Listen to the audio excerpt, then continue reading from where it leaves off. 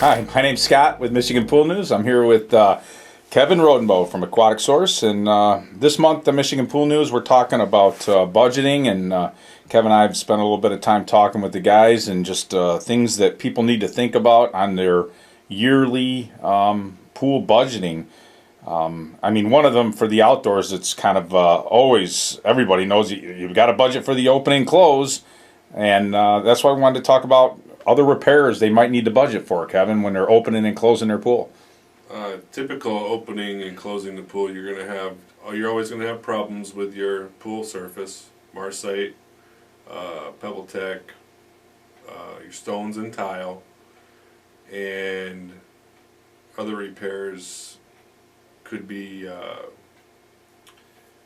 grout, anchor cups, things like that. So they could. So I mean, if I was had a 20 by 40 condo pool back there, and I knew my opening was going to be $500, $600, $700 for the year, would you double that number just for miscellaneous repairs, just to be prepared with a budget for a yearly opening?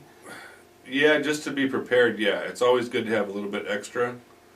You may not spend it every year, but you definitely will eventually spend that extra money.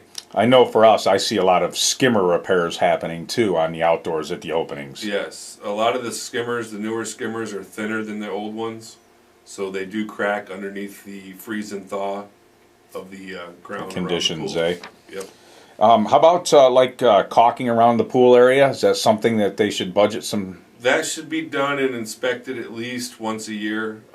Typically, kids like to play around with that stuff and they rip it up. If that caulking leads to your problems with your stone and tile, if it's not done. Outside of the pool, I think of the fence and the gates, and I watch some of the the enclosures that are supposed to be self-latching and stuff. I mean, it is obviously something else they should budget for. Yes. It definitely has to be a self-latching gate. Definitely has to be child-proof, more than 4 feet above the ground, the latch. But typically, boards get broken if they're made out of wood. If they're made out of aluminum, things start to corrode. The latch mechanism won't work. It's always good to have extra money in your budget to repair those small things so you don't get closed down by the inspector when they come out. Yeah, I think on fences and gates, the thing I'm always most impressed with is a company makes that little strip that goes along the bottom to keep stuff from blowing into the pool. Correct. Over the summer to cut down on maintenance. I mean, more people should put those in all the time. Oh yeah, it's like a snow fence, mini snow fence. Yeah, Yep. yeah, those are nice. On other issues that you need to be prepared for every year, how about safety and maintenance? Yeah, you should always make sure that your safety and maintenance materials on site are in good condition.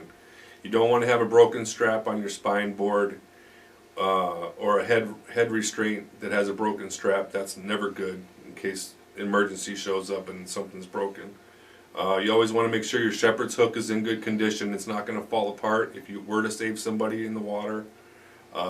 Your throw rope, make sure it's not frayed so that it breaks when you're trying to retrieve somebody from the water. Things like that are important. I mean, those things could save somebody's life, and for the small amount of dollars that they should be replaced when they start to turn bad. And they sit out in the sun all summer long, so they just dry rot. And I think that goes back to like ladder bumpers and the anchors and the throttle plates and the things in the skimmers and stuff you talked about, that they're out there all year long. Yep. And they're just minor pieces that probably should be thrown out and replaced year or every other year, or at least budgeted for and checked on. Yes. So, how about the signage? Kind of the same thing. Same thing, and typically your signage is posted either on the building or on the fences. That wind blowing around in the fall typically will rip those signs down, and you'll end up replacing the entire sign. If you just take care of the sign and take it back off the fence and put it away for the winter time, it'll save you a lot more money for your future budget in next year. Not replacing it every year. Correct. So, I mean, this was a list that we put together on the outdoor kind of things. I mean, for an outdoor, some long-term budgeting items, media changes, pumps, motors, big things like that. You want to make sure they're inspected at least once a year, if not every couple of years, so that you're ensuring that it's going to operate properly for you in the long run. Yeah. Because if it doesn't, it's going to be an emergency cost in the middle of your season or at the beginning of a season, and it's going to far outweigh your budget because those are pricey items. Yeah, for sure.